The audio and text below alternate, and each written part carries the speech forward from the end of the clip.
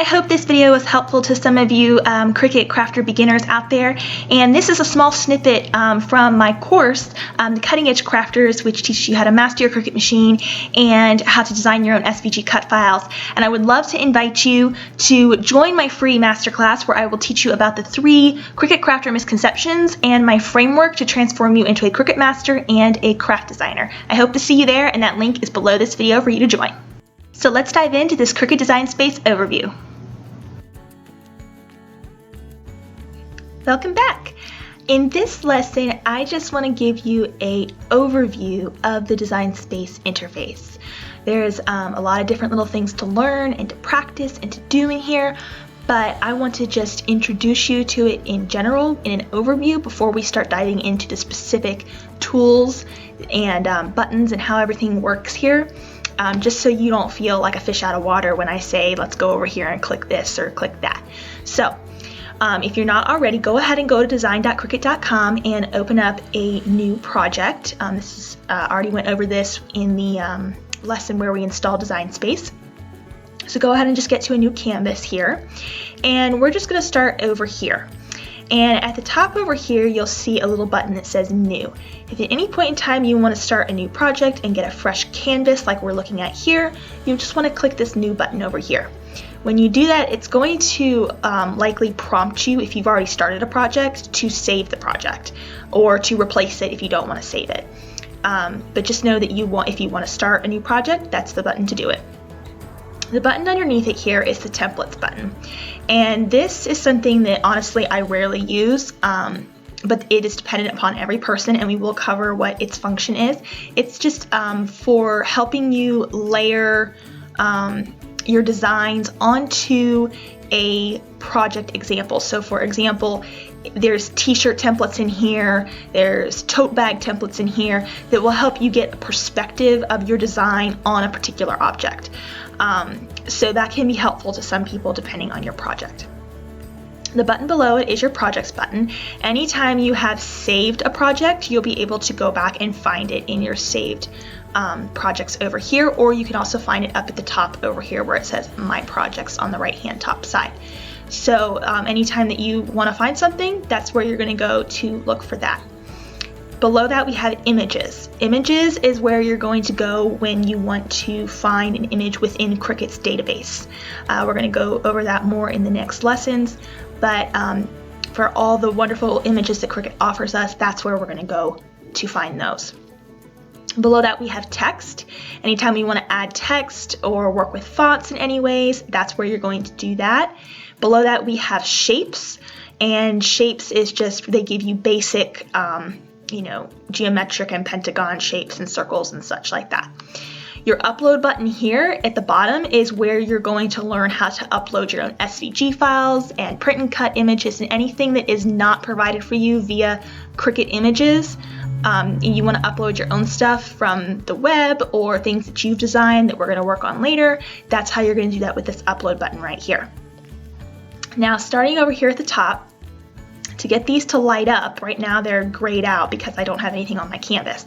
So to get these to light up, I'm just going to pull in a circle here from our shapes button. So now I have some things up here that are happening because there's something on my canvas. So right over here you have your undo and redo button. Anytime you've made a mistake and you want to go back, whether you want to resize something or move something back into place, just click the undo button and it will do that for you. Over here we have the line type. Now we're going to talk about different line types later on, but there's a cut line, a draw line, and a score line within Cricut Design Space. And what this basically means is when you have a cut line, that's what's going to be cut out with a blade on the machine. If you have a draw line, you're going to be drawing something with a pen. If you have a score line, you're going to be scoring it with a scoring wheel with the Maker or with a scoring stylus with the Explore machine. So this is just to clarify when you want to select what type of cut, draw, or score, what type of thing you want the Cricut machine to do for you. Right here we have whatever color it is we have on our screen. If you're wanting to play around with how a project might look when you actually cut it out on a certain color vinyl or paper that you have, you may want to play around with the colors that you can input here on the canvas. And if you want to customize the colors, you can go to Advanced and you can type in any color code that you might want to get that particular visual of how your project is going to turn out if you're working with certain colors of materials. And when we go over here to fill, we have no fill and we have print. So this is just basically telling Design Space if we're going to be doing a print and cut image, or we're going to have a pattern fill here, which we will get to later on. Over here we have our deselect button. Anytime you want to unselect something or you want to select all, that's how you're going to do that. The other way that's really easy to do that, I almost never use this button because the simplest way to do it is just to click the object or drag and it will highlight it and click it for you, or click off. So you can use the button up here if you want, or you can just click on and off the shape on the canvas. When we come over here to the edit, you have cut and copy and paste. This is basically just your Control-C, Control-V on a PC, or Mac, Command-V, Command-C, Command-V on a Mac, I believe it is. But generally what I will do here is you can always do Control-C and then Control-V and it will paste. You can come up here and you can do cut, copy, and paste if you want to. You can do copy and you can do paste and it will paste another one. Or as another option, there is a duplicate button right over here on the right hand side. You can also hit duplicate, and that is another way that you can duplicate or copy an item. There's actually a lot of ways to do it. So whichever way is quickest and easiest for you, those are all the ways to do that. Over here, I'm going to undo this real quick. I'm going to duplicate this. Over here we have the align button, and in order for that to be selected and to be clicked on, you have to have at least 2 objects selected, and that's just where we're going to talk about how to align objects and distribute objects together later on. Next we have the arrange button, and this is just simply if you want to bring an object on the canvas either forwards, backwards.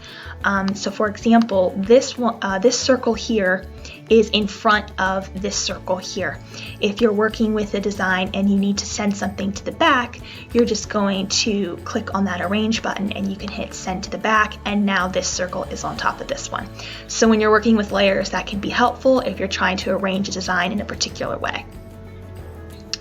Next to that we have the flip button, and this is just how you would flip a design horizontally or vertically. So if you wanted to change which direction something is going, that's how you're going to do that. You're going to flip it either direction.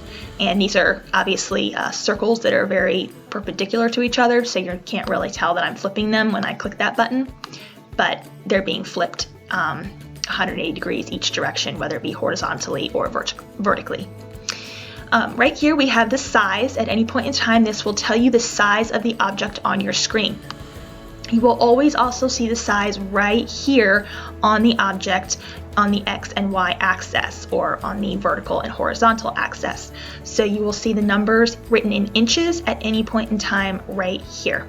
It's also going to show you right here if your shape is locked with the little locked button. The lock button for your design is right down here at the left-hand side of your shape. Any shape that you're going to upload, any image, these points are all going to be the same. You're going to have a lock button right here, and if you click this lock button, it will unlock. It will also show that it has unlocked here at the top, and you will be able to then stretch and manipulate this shape. So if I wanted to, I could pull this down like this and make it more oblong, or stretch it out this way. Whenever I am happy with a shape and I am done with that, you're just going to click the lock button again, and then that way it can be scaled, but the shape will not change. And it will update your width and heights inches as you do that here, and also reflect them right here on the axes as well. So that is what that is for. If at any point in time you're wanting to be very particular with your dimensions and you're sitting here dragging this arrow at the corner to expand or to shrink an image, and you're trying to get an exact decimal of a number, the easiest way to do that is just to type it in right here, or you can even use the little arrow buttons and it will move up 1 point at a time. So that can be helpful if you're trying to be very precise with measurements. Over here we have our rotate button, and this is just a simple and quick button if you want to rotate something, and it will move 1 degree at a time for you. I'm again using a circle, so even though it's doing it, it's just rotating a perpendicular circle there. But if you're trying to rotate an object and you're trying to do it very precisely and very minimally, that's a great way to do that, only 1 point at a time. Another way to rotate an object is right here with your rotate button. Right at the very top right-hand side of any shape, you will always see a rotate button. So you can always turn any shape around any direction by holding and dragging that rotate button. And then when you let go, it will adjust all the functions for you. So if I move the shape like here, it will adjust these points again so that they are all in their normal spaces. If you're trying to be very precise with your rotations, then just click 1 point at a time so you can get very detailed if you need to. Okay, our last piece over here on the top bar is the More button, and you'll click the arrow button for that. And all this is just giving you one more tool to be very precise with your positions on a screen. I've owned a lot of Cricuts, and I personally have never really found a need for this very often, but if you're wanting to place this very specifically on your canvas and then your paper or vinyl or whatever material on a mat, you may want to position this very specifically on the screen. So that's all that for, is moving the actual item on the screen by decimals. All right. Okay, next we have the right side of the Design Space screen over here, and this is where you're probably going to find yourself working the most often. Anytime you have an image in here, you will see that it is appearing right over here in layers. Whichever layer is the top layer, if I were to layer these together, you see that this circle here is over this circle. That will always be the one that's at the top. So it works sequentially in order. And now at any point in time, if you want to hide an image but not delete it from the screen, you can see this little I button right over here. You select whatever image you want to hide and you would click that I button. And it is now removed from the canvas and will not cut out. If you were to go and cut this circle over here right now, you will not cut 2 circles, you will only cut 1. But it is still present so that when you want to bring it back, it is now still there. You don't have to delete and then, reinsert the item and have to readjust it and everything. So you can just hide and then view it when you want to. Up at the top here, this is your layers panel, as I said. Up at the top, you have a group, ungroup, duplicate, and delete button. So in order to get our group and ungroup buttons to even highlight so that they are usable, you have to have at least 2 objects selected. So I'm going to select these 2 circles here.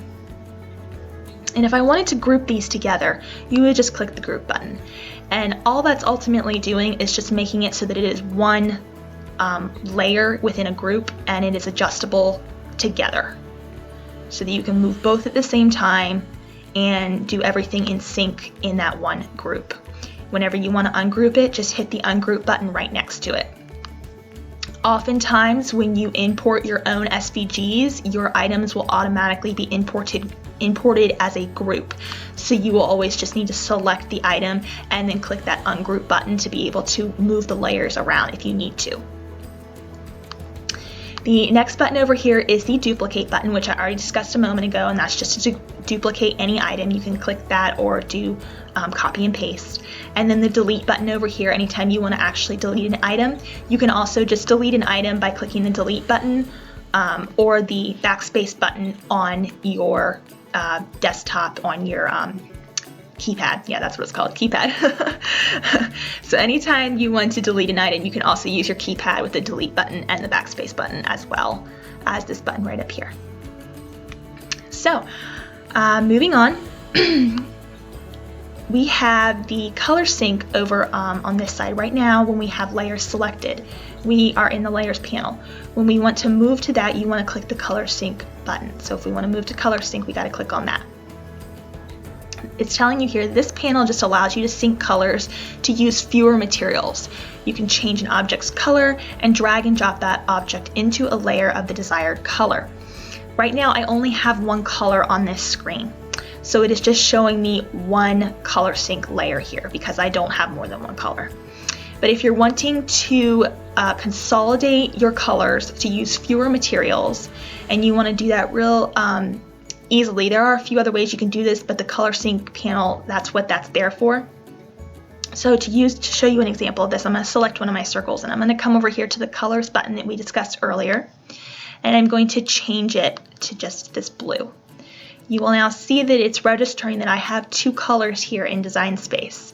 So if I were to import a couple different images, but I want to cut these images out on the same paper and I don't want Cricut to separate them when I go to the cut screen because they are different colors, I'm going to just grab the blue one, for example, and drag it next to the gray circle, and it's going to automatically sync the colors so that when I go to the cut screen, the Make It button up here, it's going to cut them out on the same mat. It's not going to separate them by color. So that's what that color sync panel is for there. Okay, next we're going to go back to our layers panel here, and I'm going to select both these circles again, and you will see down at the bottom of this layers panel that we have a slice and a weld, an attached, a flatten, and a contour button. The contour button is hidden by my pause button for my screen recording right now, but that's what that is right there, is your contour button. You'll be able to see that on your screen. I just want you to know where these tools are right now. They're right down here at the bottom of the layers panel. I'm not going to go into everything that these do right now because I'm going to have specific short lessons on those. But when I reference we need to work with a slice, weld, or attach, flatten, I just want you to know that those are down here, and you will have to have objects selected in order for them to be usable, those buttons to be usable and lit up there.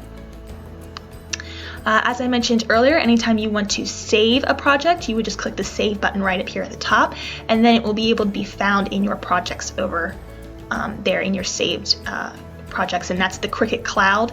So it's saved there, and you can access it on any device. If you're using a different device later on, like your iPad or something, you can still access your project that because it's in the cloud. This green button over here is your Make It button. So anytime we're going to go to the cut screen, that's going to be what you're going to click.